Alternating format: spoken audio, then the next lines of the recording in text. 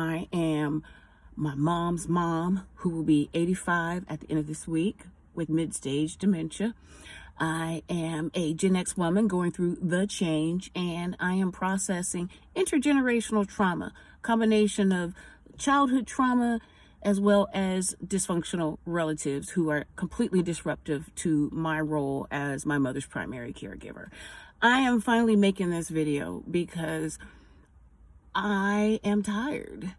I need a robust support group. And yes, support groups are out there, but I have found that people have been on the low key telling me that they have really been inspired and moved by the bits and pieces of my journey that I have shared. And the conclusion is that I'm not sharing enough of it. I just came back from a week in Atlanta, Georgia, to be part of the amazing Alter Dementia Summit. It is a Black faith-based initiative led by the incredible Dr. Ron Epps to get into the churches and literally alter the way that we support people living with dementia and their caregivers and the family that is caring for them, as well as how do we as a community adjust for this huge wave of dementia cases that we are just at the cusp of. And I went to Atlanta several days before the summit started so that I could have a little respite.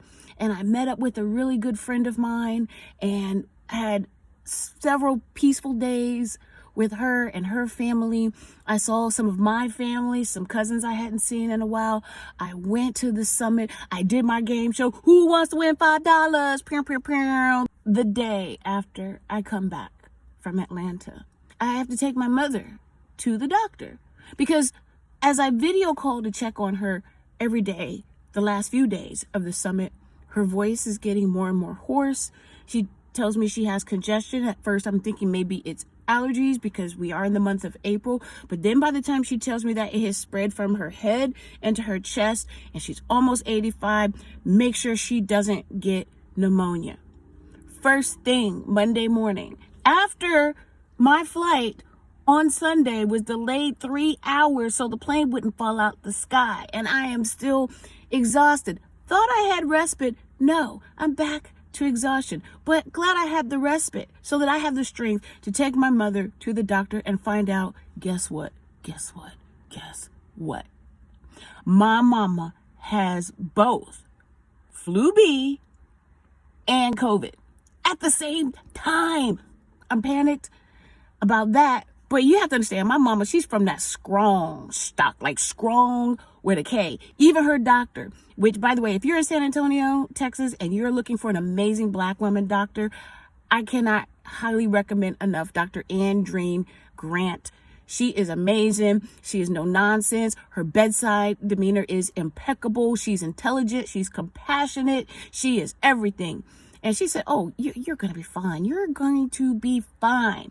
We got to let COVID run its course. I give you something for your flu symptoms. I get to the pharmacy. And here's the other thing about caregiving. It's not even just the dementia symptoms that are hard to deal with. It's also, again, dealing with dysfunctional family, but also the bureaucracy. The bureaucracy will drive you mad.